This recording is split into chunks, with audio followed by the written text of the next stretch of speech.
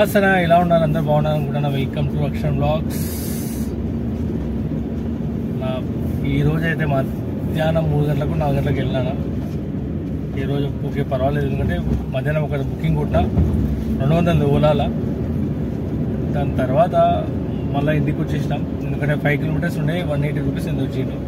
వీలైతే screen shot పెడతాం. దాని తర్వాత మళ్ళీ 4 గంటలకు 3 గంటలకు వెళ్ళినా. ఆ నుంచి ఇప్పుడు దగ్గర 10:30 అవుతుందా. మైలాదేవపల్లిలో డ్రాపింగ్ చేసిన. అది 265 రూపాయలు ఇచ్చిండన్న, 265 రూపాయలు. కాకపోతే ఈరోజు అనేది కొద్దిగా అర్థంగా అయితే బాగానే ఉంది. పెద్ద భూమికి వచ్చినా కానీ ఇట్లా అంటే ఆకలి పైన ఉండదన్న అందరూ చెప్తున్నా. బంజారాహిల్స్లో నిలబడితే మనకు బంజారాహిల్స్లో నిలబడితే వస్తుందా, ఇంకా ఎక్కడెక్కడ నిలబడితే నిలబడి వస్తుందా అని మీరే చెప్పాలి. కాకపోతే బంజారాహిల్స్ దగ్గర నిలబడితే మాత్రం మీకు మాత్రం మంచి బుకింగ్లు మాత్రం వస్తాయి. ఆ మంచి బుకింగ్ 2-3 కొడితే ఖతం అయిపోతుంది అన్న. కాకపోతే ఇది పరిస్థితి.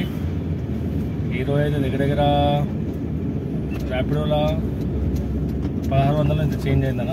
ఓలాలో 400 చిల్లర, అంటే దగ్గర 2100 అయితే అయింది. పెట్రోల్ వచ్చేసి మనకి దగ్గర 880 రూపాయలు 900 అనుకున్నాను. 900 అయితే ఖర్చు అయింది పెట్రోల్. చెప్తున్నా, పెట్రోల్ బండి ఒకటి మైనస్ పాయింట్. ఇంకోటి ఏంటంటే తెలియదు ఏమన్నా, ఇప్పుడు కంపల్సరీ డబల్ వేసి అడుగుతున్నారు. మనకేమో వాట్సాప్లో అవ్వట్లేదు, మనకి పొద్దున్న పూట వెళ్ళట్లేదు. కాకపోతే ఒక చిన్న రిక్వెస్ట్ ఏంటంటే, మీరు చెప్పండి అన్న, అసలు పొద్దున్న పూట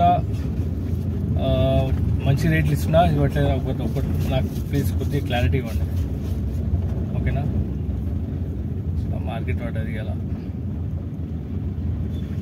చూసినట్టు పేల బండి అయితే 16 అవుతుంది. ఆయన మార్కెట్ బంద్ చేయలేరా? ఓకేనా, మీరే చెప్పాలన్నా పొద్దున పూట అర్నింగ్ ఉందా లేదా అనేది. కాకపోతే పొద్దున పూట కూడా ఉందా అర్నింగ్ అయితే పొద్దున పూట కూడా తీస్తాను. ఎందుకంటే బండి తీసి ఏం లాభం లేకుండా పోతున్నా, ఓన్లీ పెట్రోల్కి పెట్టవలసి వస్తుంది. అందుకెళ్ళి అనిపిస్తున్నాను. మార్కెట్ ఉన్నాను, మార్కెట్ పడ్డది మార్కెట్ పడ్డది.